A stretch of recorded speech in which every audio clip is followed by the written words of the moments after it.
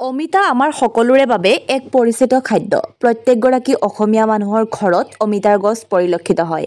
অমিতাত বিভিন্ন প্ৰকাৰৰ ঔষধি গুণ আছে বুলি আমি সকলোৱে জানো। এই অমিতাত ভিটামিন চি, এ, কেলছিয়াম, পটাছিয়াম আৰু আইৰণেৰে পৰিপূৰ্ণ হৈ থাকে।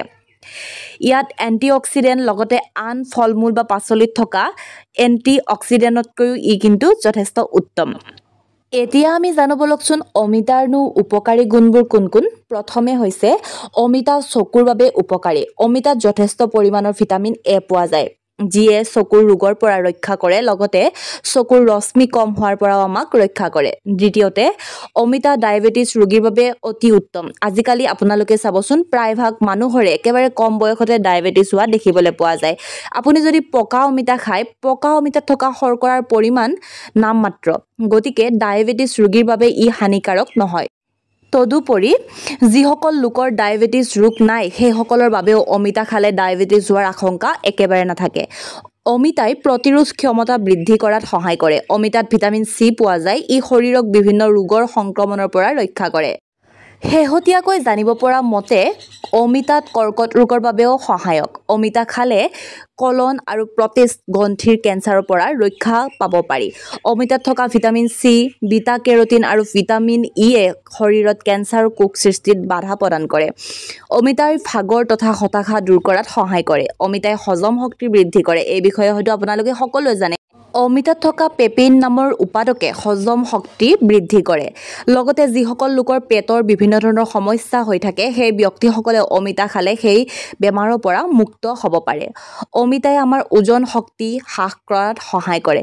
আজিকালি চাব বহুত মানুহৰ ওজন কি হয়, বহুত কম বয়সত বহুত বাঢ়ি যোৱা দেখিবলৈ পোৱা যায়।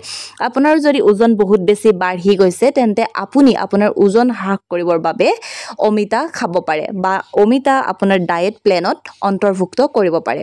অমিতা আমাৰ ছালৰ বাবে যথেষ্ট উপকাৰী। সেইবাবে আপুনি অমিতা আপোনাৰ স্কিনত অৰ্থাৎ আপোনাৰ মুখৰ যিকোনো ধৰণৰ সমস্যাৰ বাবে ব্যৱহাৰ কৰিব পাৰে। আপোনাৰ যদি ছালখন ডাল হৈ গৈছে বা আপোনাৰ ছালখনৰ উজ্জ্বলতা একেবাৰে হেৰাই গৈছে, তেতিয়াহ'লে আপুনি কোনো পাৰ্লাৰত যোৱাৰ প্ৰয়োজন নাই।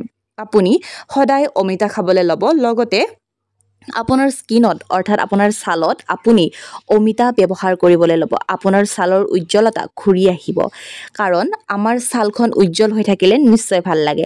গতিকে আপুনি আপোনাৰ ছালৰ উজ্জ্বলতা বিচাৰিলে অমিতা খাব পাৰে। অমিতা গছৰ পৰা নিঃসৃত হোৱা বগা ৰসে জুয়ে পুৰা দাগ আঁতৰ কৰাত সহায় কৰে। আপোনাৰ যদি জুয়ে পুৰা দাগ আছে তেন্তে আপুনি এই কামটো কৰি চাব পাৰে। মাহেকীয়া হোৱাৰ সময়ত হোৱা বিষৰ পৰা পৰিত্ৰাণ পাবলৈ মহিলাসকলে খাদ্যৰ তালিকাত অমিতা অন্তৰ্ভুক্ত কৰিব পাৰে। আমাৰ মহিলাসকলৰ মাহেকীয়া হোৱা সময়খিনি খুব যন্ত্ৰণাদায়ক হয়। নিশ্চয় আপোনালোকে এই কথাটো উপলব্ধি কৰিব পাৰিব।